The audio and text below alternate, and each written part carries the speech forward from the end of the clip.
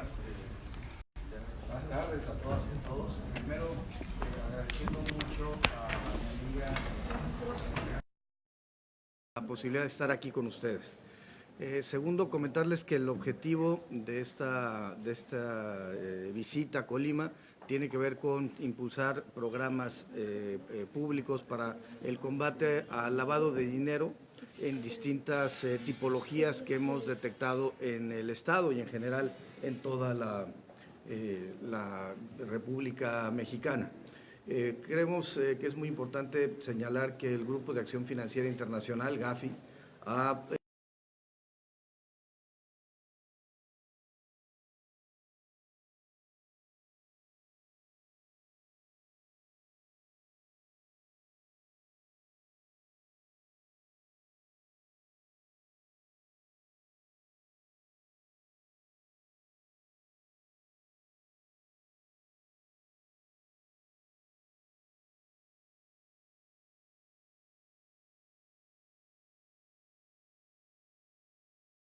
en el ámbito de las delegaciones y en el ámbito de las entidades federativas, particularmente con la creación de unidades de inteligencia patrimonial y económica en las entidades federativas que permitan generar un mecanismo de colaboración y coordinación interinstitucional. Además, creemos que es muy importante dar el mensaje de que el Gobierno de México actúa al unísono, que tanto para el caso de Indira Vizcaíno como el propio, en particular, el trabajo es coordinado, conjunto, para atender en nuestras esferas de nuestras respectivas competencias las distintas tareas que nos ha encomendado el presidente Andrés Manuel López Obrador. Creemos que este tipo de reuniones son particularmente importantes, ya lo decía Indira, la verdad es que nos conocemos desde hace varios años, en distintos espacios de la vida pública, pero lo más importante es mantener el compromiso, refrendar el compromiso que tenemos por mejorar el ejercicio gubernamental y con ello la calidad de vida, combatiendo los problemas más relevantes que tiene la sociedad mexicana hoy en día. Como bien se ha mencionado, el combate a la corrupción es uno de los temas centrales del Gobierno de México. El presidente Andrés Manuel López Obrador lo ha planteado desde la campaña electoral, pero lo que quisiera yo resaltar aquí es cómo se vincula con el combate a la delincuencia organizada y cómo se vincula esto con el combate al lavado de dinero. Debemos pensar que el combate a la delincuencia organizada debe partir por lo menos de 5 puntos. El primer punto es evidentemente el combate al sicariato y al tráfico de drogas, que es lo que realiza la Guardia Nacional, lo que realiza el Ejército Mexicano, la Secretaría de Marina, las policías. Por otro lado, se necesita combatir a la corrupción, en virtud de que los grupos delincuenciales no pueden explicarse sin la presencia o la colusión o el acompañamiento de autoridades, particularmente en los ámbitos locales, que es necesario señalar y analizar y reducir, combatir, denunciar ante las autoridades competentes. Un tercer punto tiene que ver con el combate a la corrupción dentro de los poderes judiciales y dentro de los ministerios públicos, en razón de que, como el presidente de la Suprema Corte de Justicia lo ha mencionado recientemente en su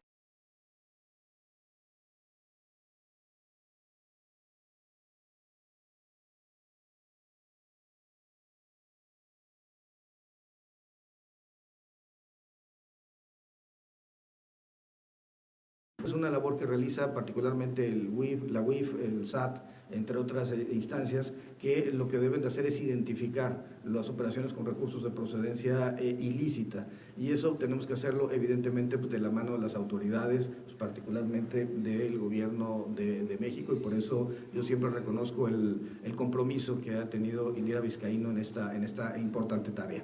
Y finalmente se tiene que combatir a la base social cooptada por los grupos delincuenciales, es decir, a las personas que no teniendo oportunidades de desarrollo terminan apoyando a los grupos criminales. Y esto es precisamente lo que Indira Vizcaíno, lo que los programas sociales del Gobierno de México están implementando.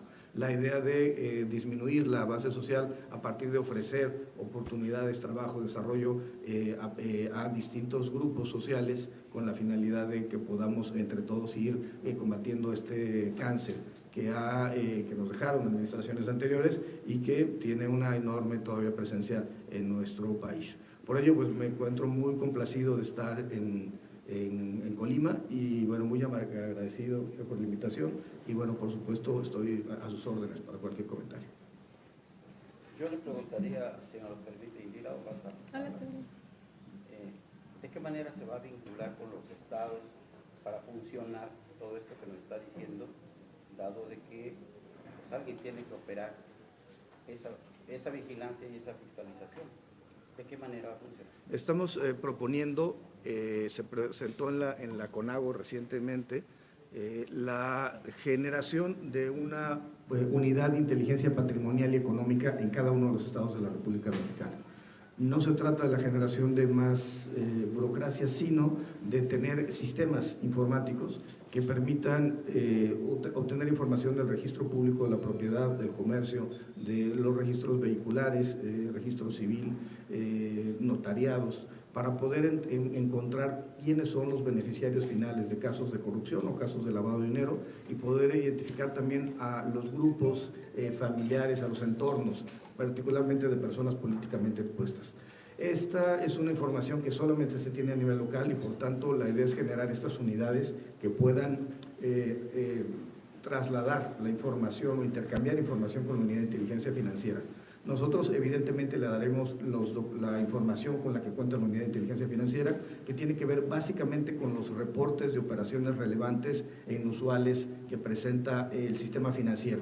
Básicamente cualquier operación mayor de $7,500 es reportada por parte del sistema financiero o cualquier actividad financiera que sea distinta al perfil transaccional de los clientes usuarios de la banca.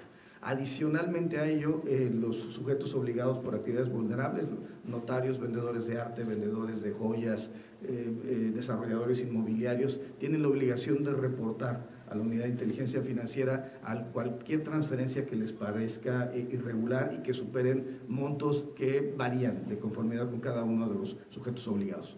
Nuestro objetivo es que toda esa información pueda ser utilizada para la generación de casos que puedan ser presentados tanto a nivel de Fiscalía General de la República como de las fiscalías de las entidades federativas y evidentemente a las instancias de responsabilidad administrativa, la Secretaría de la Función Pública, el Tribunal de Justicia Administrativa, pero también evidentemente a las autoridades que tengan esa competencia a nivel local. Entonces el objetivo es generar intercambio de información, poder participar de forma conjunta en la generación de casos y evidentemente llevar estos casos hasta las últimas circunstancias. Es muy importante lo anterior porque cuando hemos tenido casos de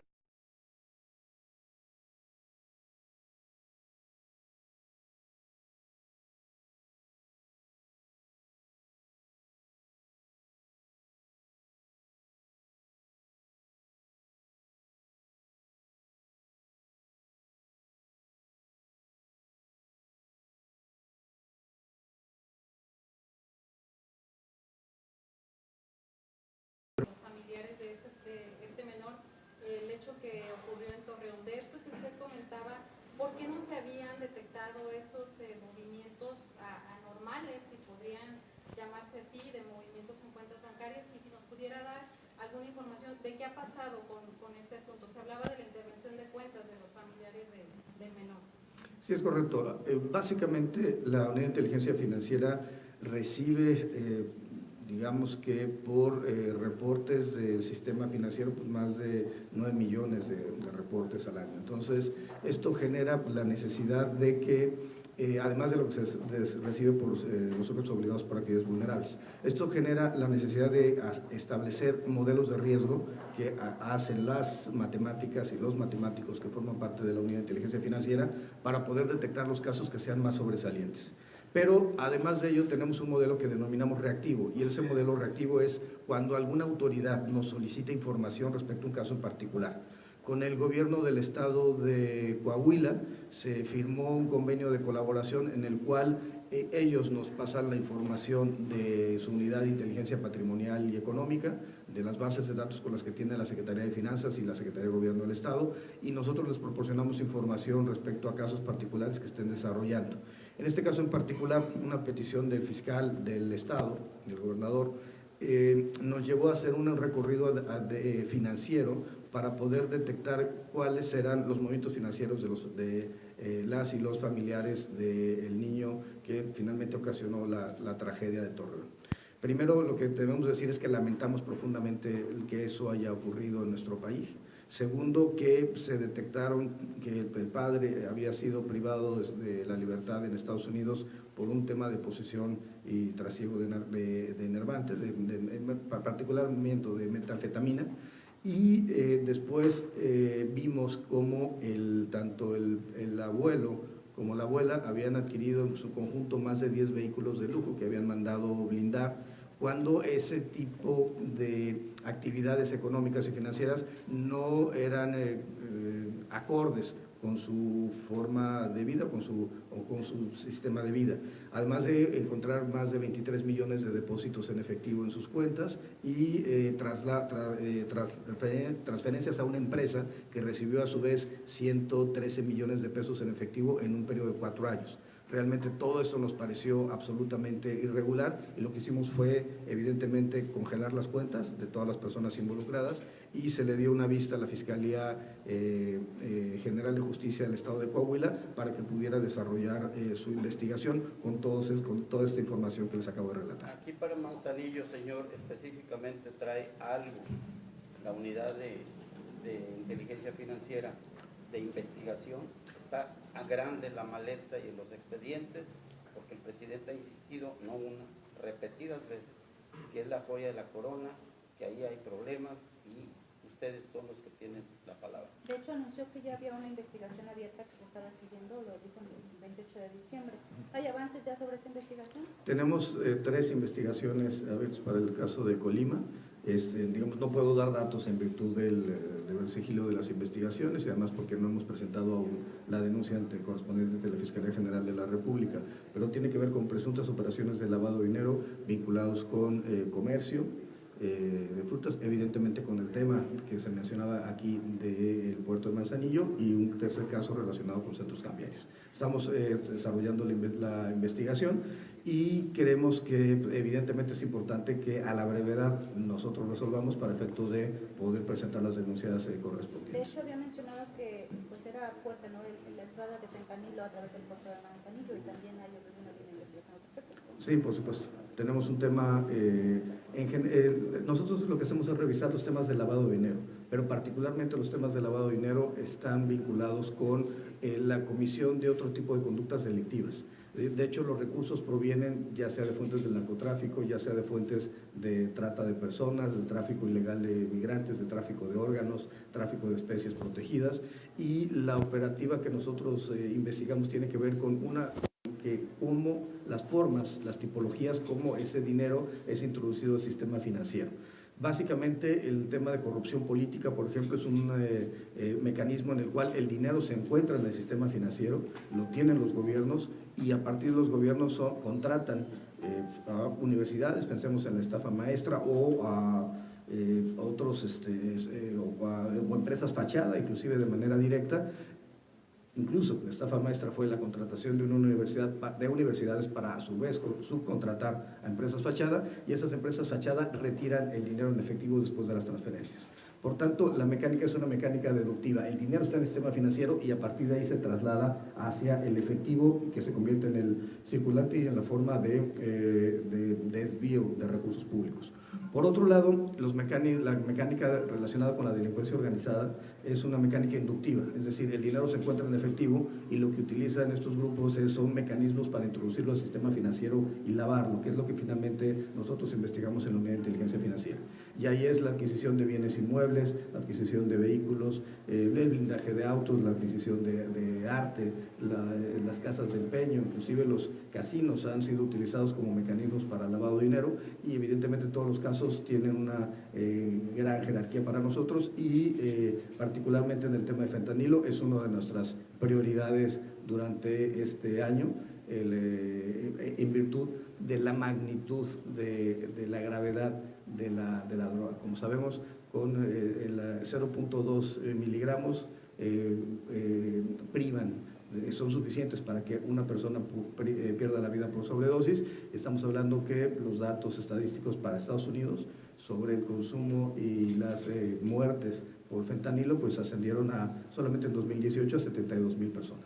Doctor, ¿qué lugar le pone usted a Colima a nivel nacional con lo que se requiere de la intervención de la unidad de inteligencia? ¿Qué lugar le da usted a Colima? Prefiero revisar los datos estadísticos y proporcionarlos en razón de que nuestro propio sistema nos arroja una calidad. Algo que nos informara, que lo entienda la gente, porque luego las gráficas pues son números y no dicen nada a quien no conoce. ¿Qué le dice usted al pueblo? ¿Qué le dice respecto a la unidad de inteligencia? ¿Cómo se encuentra Colima a nivel nacional? A ver, creo que es una responsabilidad de todos, las autoridades locales, las autoridades federales, la unidad de inteligencia financiera en el ámbito de su competencia, poder identificar las operaciones con recursos de procedencia ilícita. Pero esto es algo que no podemos hacer de forma aislada y que no puede hacerse sin el apoyo de los sujetos obligados. Yo necesito pues, la información con la que cuentan los notarios, los corredores públicos, las tiendas departamentales, y la invitación y el mensaje a la ciudadanía de Colima es que todas las personas que tengan esta obligación legal de hacerlo nos continúen dando la información para poder generar mejores casos. Tenemos el día de hoy pendiente una reunión con el señor gobernador del estado, con las y los integrantes del Congreso del Estado, y mi idea es seguir planteando la necesidad de ir avanzando en mejores estrategias de colaboración y de coordinación para poder enfrentar las dinámicas particulares del estado de Colima. Queremos que los estados presentan características distintas, no se pueden medir de forma igual cada uno de los estados y por tanto los enfoques tienen que darse a partir de las particularidades que se nos presentan. Pero bueno, lo importante creo yo que es mandar el mensaje de que estamos trabajando de forma coordinada, en este caso en particular con Indira Vizcaíno, con las delegaciones del Gobierno de México, pero que también el objetivo de este viaje a Colima es precisamente entrar en mecanismos de mayor coordinación y colaboración con las autoridades locales. Estas unidades que mencionaba que empezaron a operar para coordinarse con los registros locales, ¿a partir de cuándo ya están en operación? No, estamos precisamente en pláticas y es uno de los objetivos de la visita del día de hoy. No, el objetivo es que durante el año 2020, eso es un tema importante, desde el año 2011 el Secretariado Nacional de Seguridad Pública planteó la generación de estas unidades de inteligencia patrimonial económica. De 2011 a 2012, en la administración de Felipe Calderón, se constituyeron solamente 11 en el país, de las cuales estuvieron funcionando 8. Durante la administración de Enrique Peña Nieto no se desarrolló una sola, y a partir de la llegada del presidente Andrés Manuel López Obrador, en este momento ya tenemos 23 unidades de inteligencia funcionando a nivel nacional y proyectadas incluso en 2 entidades federativas, Nuevo León y el Estado de México, con tener dos unidades, una en la Fiscalía y otra en el Gobierno del Estado. Lo que estamos impulsando es que para terminar el año 2020 todas las entidades federativas cuenten con esta unidad y sobre todo podamos tener el flujo de información para la generación de casos y la judicialización. Hay que recordar que Gafi, uno de los temas centrales que nos ha señalado como país, es que necesitamos incrementar el número de decomisos de bienes e instrumentos del delito y necesitamos incrementar también el número de sentencias condenatorias en materia de lavado de dinero. El objetivo de contar con toda la información a nivel local y a nivel federal es precisamente cumplir con este estándar internacional de Gafi y generar mayor número de casos que permitan extinguir el dominio de aquellos bienes que hayan sido obtenidos de forma ilícita. Doctor, sobre la investigación de Mexicanos Unidos contra la Corrupción, Operación Zafiro, en el Colima se menciona como un estado que desvió recursos económicos para las campañas del PRI, en el estado de Chihuahua, también la denuncia del gobernador Corral. ¿Hay algo en la unidad sobre este tema de la Operación Zafiro? Nosotros en Operación Zafiro hemos presentado ya una denuncia ante la Fiscalía General de la República. Conozco el caso, pues desde la FEPADE me tocó ejercer la acción penal en contra del señor César Duarte y obtener una orden de aprehensión, la única orden de aprehensión federal que en este momento existe. Y en la unidad lo que hemos hecho es presentar la denuncia correspondiente. Por supuesto que al contar con mayor información, nosotros seguiríamos haciendo las investigaciones para poder plantear nuevos casos ante las fiscalías. Recordemos que la Operación Zafiro tenía una vertiente de naturaleza electoral, era la contratación a partir de empresas fachada para desviar recursos e introducirlos a las campañas electorales, y esto es evidentemente peculado electoral, que es una conducta delictiva y que es además un mecanismo de lavado de dinero, porque se trata de desvío de recursos, fondos y bienes para fines de naturaleza electoral. Tenemos también presentada una denuncia ante la Fiscalía Electoral, ante la FEPADE, y bueno, nosotros seguiremos con esta lógica de evitar que los recursos públicos vayan a instancias que no correspondan para lo que fueron creados. Creemos que es un gran avance lo que se ha logrado durante esta administración, pero evidentemente elementos del pasado, como este 2016, se siguen planteando en el ámbito de las denuncias que recibimos por parte en la Unidad de Inteligencia Financiera. Dada la importancia de Manzanillo en los últimos años en el movimiento comercial, ¿por qué no se había iniciado antes con estas unidades aquí en Colombia? Bueno, eso habría que preguntárselo a las anteriores administraciones. ¿Qué porcentaje de investigaciones por lavado de dinero terminan en sentencia condenatoria? ¿Y por qué razones es las que no llegan? ¿Y cuál es la aspiración? ¿De qué porcentaje llegan? Es un tema fundamental en 2000 y a mí me parece, lo vinculo con el tema de extinción de dominio. De entrada le diré que yo soy un partidario ferviente del tema de la extinción de dominio, porque países como Estados Unidos y Colombia lo han podido desarrollar y han tenido éxito en el desmantelamiento de las estructuras financieras de los grupos delincuenciales. El tema con la extinción de dominio es que se invierte la carga de la prueba. Lo que necesitamos en materia penal es que el Ministerio Público compruebe, acredite los elementos normativos, subjetivos y objetivos de los tipos penales. Pero en extinción de dominio es al contrario. La persona que está siendo investigada lo que tiene que hacer es acreditar la procedencia lícita de sus recursos. Y si una persona no puede acreditar cómo compró un rancho, cómo compró ganado, trailers, inmuebles, residencias, yates, de forma ilícita, entonces se extingue el dominio y eso pasa a ser propiedad del Estado. Así se hizo en Colombia, así se hace en Estados Unidos, y nosotros creemos que la reforma constitucional que fue promovida durante esta legislatura es una reforma importante que nos va a permitir aumentar los números. ¿Por qué? Porque la realidad en la cual estamos partiendo en 2018 fue 15 millones de pesos decomisados, según datos del Consejo de la Judicatura Federal en sentencias condenatorias, lo cual es ridículo en términos de la 15ª economía del mundo. Y segundo, porque en 2018 encontramos 6 sentencias condenatorias en materia de lavado de dinero a nivel nacional, de acuerdo con los datos del Consejo de la Judicatura Federal. Para 2019 aumentamos de 6 a 84. Sin embargo, sigue siendo insuficiente y necesitamos presentar un mayor número de casos. Durante 2019, la UIF presentó ante la Fiscalía General de la República 160 denuncias por temas vinculados con lavado de dinero y dimos vista a 88 autoridades administrativas y penales en las entidades federativas y a nivel federal relacionadas por posibles conductas delictivas y de responsabilidad administrativa que van desde la Secretaría de la Función Pública hasta el SAT por defraudación fiscal, a la Procuraduría Fiscal o a las Fiscalías Anticorrupción o Electoral. Pero nuestro punto central es necesitamos aumentar el número de decomisos y necesitamos aumentar el número de sentencias condenatorias. Y la única forma es evidentemente presentando más casos ante la Fiscalía General de la República, ante las fiscalías estatales y acreditando como coadyuvantes en la investigación para efecto de poder llevar los casos ante los tribunales. ¿Estorba la ley de amparo ahí? ¿Le estorba la ley de amparo? No, yo creo que lo que necesitamos pensar es que en todo sistema democrático debe haber mecanismos procesales de defensa de los derechos de las personas y que las autoridades tenemos la obligación de cumplir con las reglas del debido proceso para efecto de evitar que tengamos una resolución que sea negativa a los intereses del Estado mexicano. ¿Confía en las autoridades locales para combatir el lavado de dinero en Colombia? Yo confío en las autoridades, lo que necesitamos es sentarnos a colaborar de forma directa y bueno, confío también en el compromiso que tienen las autoridades federales en Colima para poder enfrentar este tipo de... Doctor, ¿están siendo o serán investigados investigados los 14 gobernadores que dejan el cargo el próximo año.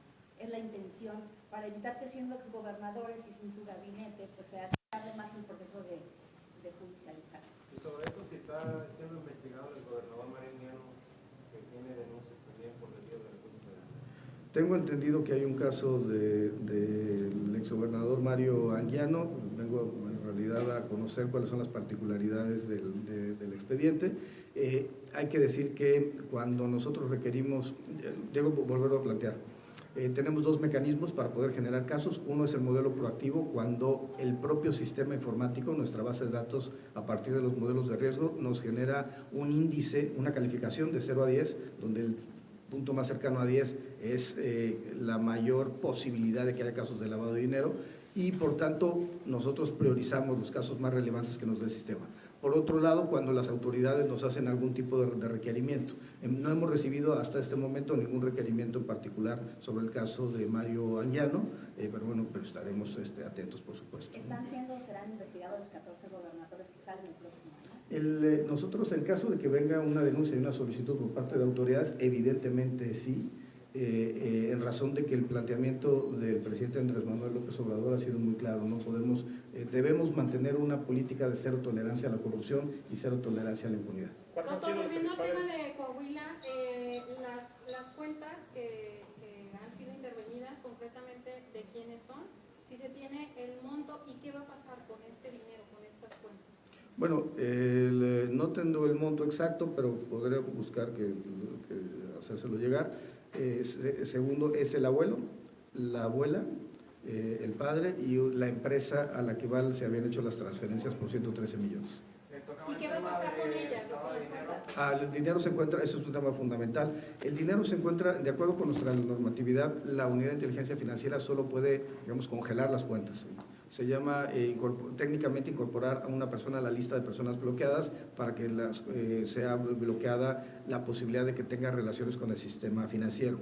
Sin embargo, y esta es una parte muy importante, se presentó ante el Congreso de la Unión una iniciativa de reforma para efecto de modificar el artículo 115 de la Ley de Instituciones de Crédito y que esos recursos pudieran ser canalizados ante, por ejemplo, en un caso de congelamiento de cuentas que nadie reclamará, pudiera mandarse al instituto para devolver al pueblo lo robado y que puedan convertirse en este momento, que puedan convertirse así en, digamos, en patrimonio de toda la sociedad mexicana. Hoy en día no tenemos ese mecanismo procesal y en realidad lo que sucede es que el banco es el que se queda con el dinero, al menos que ya con la denuncia penal el Ministerio Público asegure las cuentas y solicite el decomiso de los bienes e instrumentos del delito al juez, y esto será hasta la sentencia condenatoria, o lo podría hacer vía extinción de dominio a partir de la reforma constitucional, de casos posteriores a la reforma constitucional del año pasado, solicitando a un juez en materia civil la extinción de dominio cuando no pueda la persona acreditar la procedencia lícita de los recursos. Hoy en día nosotros consideramos que es importante que se impulse esta reforma, se encuentra en el Senado de la República y consideramos que es un tema fundamental para que ese dinero que hoy se lo quedan los bancos pueda ser canalizado a programas de naturaleza social. ¿Cuáles son los principales dinero? En ese sentido, por ejemplo, para Colima se había dicho muchas veces que es un paraíso en el tema del lavado de dinero. Preguntarle si tiene alguna pronunciación o reflexión sobre este tema en específico en Colima, sobre el lavado de dinero, si hay alguna investigación o algo. También preguntarle si en el trabajo que tiene a su cargo en la unidad hay algún sector en especial, ya había hablado sobre el tema del puerto de Manzanillo, si hay otros temas en el Estado que se estén tocando por el tema de la corrupción, si hay más investigaciones ya abiertas en ese sentido. Y en otro tema, preguntarle si en noviembre pasado se hablaba sobre investigaciones a delegados y exdelegados del país, preguntarle si en la unidad hay alguna investigación acerca de sobre India Vizcaíno, preguntarle, había hablado que eran 2 delegados, preguntarle si en específico sobre India Vizcaíno hay alguna investigación abierta. Muy bien. A ver, primero iniciaré con el tema de la evaluación nacional de riesgo. Uno, Gafi establece como obligación de todos los estados parte generar una evaluación nacional de riesgo de todas las actividades que puedan ser riesgo de lavado de dinero. Y entre las 3 más importantes que tenemos en el país, una tiene que ver con puertos.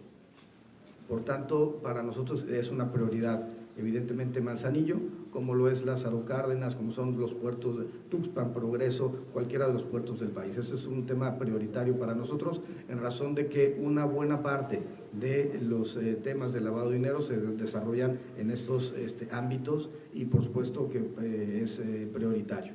Debo decir que recientemente hemos tenido reunión con la jefa, Raquel Buenrostro, la jefa del Servicio de Administración Tributaria, y estamos haciendo un trabajo de manera conjunta entre SAT y UIF para revisar los temas de lavado de dinero en todas las aduanas y pues particularmente en los espacios de los puertos, con el apoyo y la colaboración y la coordinación con la Secretaría de Marina. Ya hay 2 casos que han sido detectados y han sido denunciados, estamos en proceso de revisión de los demás. Por otro lado, señalando en el caso específico de corrupción, no puedo dar datos por el deber de sigilo de las investigaciones. Como mencioné hace un momento, tenemos temas relacionados con fentanilo, hay temas relacionados con lavado de dinero en centro cambiario, lavados de dinero con temas de comercio de árboles frutales, de frutas, mejor dicho, y creemos que toda esta parte debemos de mantener el sigilo y no dar mayores datos, sino hasta que los casos sean llevados ante los tribunales. Y finalmente, respecto a Indira Vizcaíno, se presentó un escrito ante la Unidad de Inteligencia Financiera, sin embargo, no existe ningún tema relevante para nosotros. ¿Investigaciones acerca de universidades públicas o municipios en Colima, no hay ninguna denuncia abierta? No, pero hay un tema muy importante en los temas universitarios. Creo que hay que ir caminando hacia los mejores estándares. Hemos tenido casos de un par de universidades públicas, particularmente en el estado de Tabasco, en la Chontalpa y en el estado de Hidalgo, donde detectamos transferencias que no corresponden a, digamos, a la vida cotidiana de una universidad. En el caso de la Chontalpa, vinculado con una especie de estafa maestra proveniente de Pemex, y por el caso de la Universidad de Hidalgo, mantenemos un congelamiento de cuentas por una petición de naturaleza internacional de $151 millones. Creo que creemos que lo importante para todas las universidades es mandar un mensaje de mayor transparencia y mayor rendición de cuentas, y por tanto, en la medida en que se vaya avanzando en tener mejores controles, creo que será una mejor posición para todas y para todos. Y bueno, y reitero, en el caso de Indira Vizcaíno, no hay nada que mencionar. ¿Cuáles han sido los principales obstáculos que han afectado a la unidad para hacer su trabajo? Bueno, yo creo que el primer esquema es la posición que existe en determinados grupos de naturaleza política para efecto de que no se avance en el fortalecimiento de las instituciones. Creemos por eso que para nosotros es muy importante que venga una reforma a la ley de prevención del lavado de dinero para efecto de poder contar con los estándares internacionales a nivel global y además poder tener una mayor fortaleza institucional por parte de la Unidad de Inteligencia Financiera. Y esto incluye también tocar la ley de instituciones de crédito para efecto de tener un procedimiento y una garantía de audiencia establecida en ley para los temas relacionados con el congelamiento de cuentas.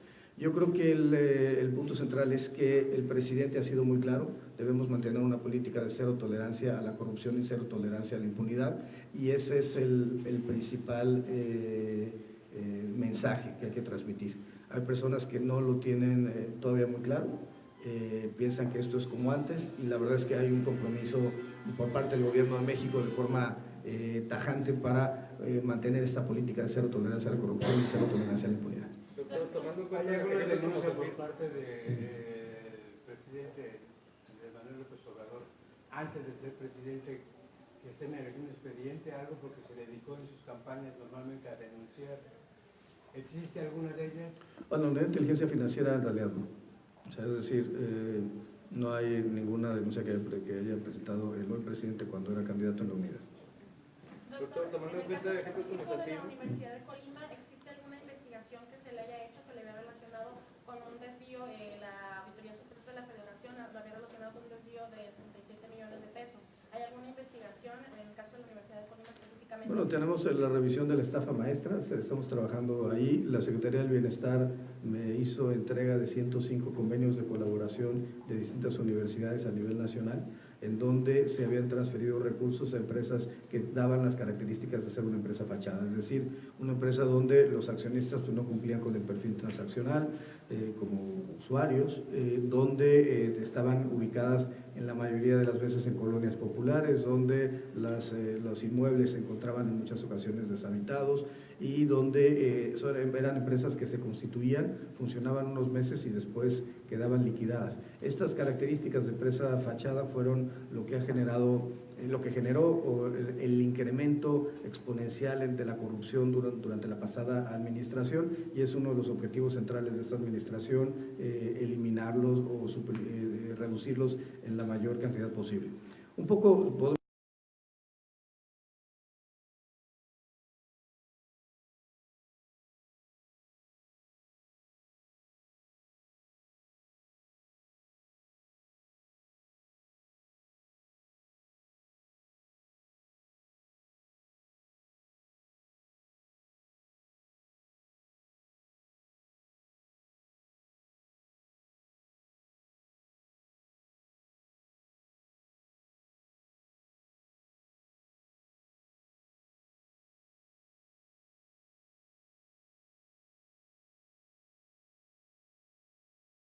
logramos mejorar 8 puntos.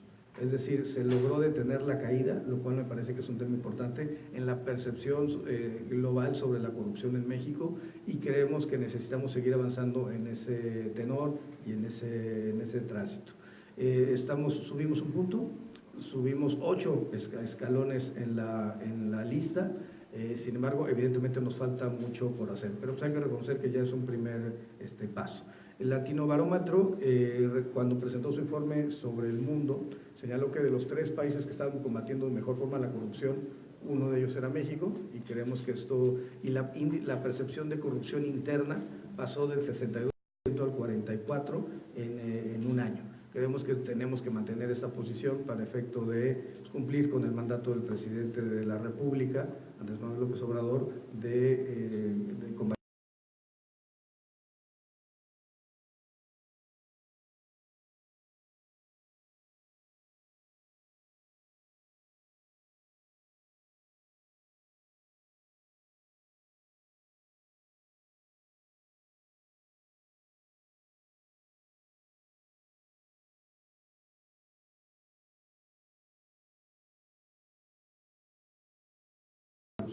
A campañas electorales.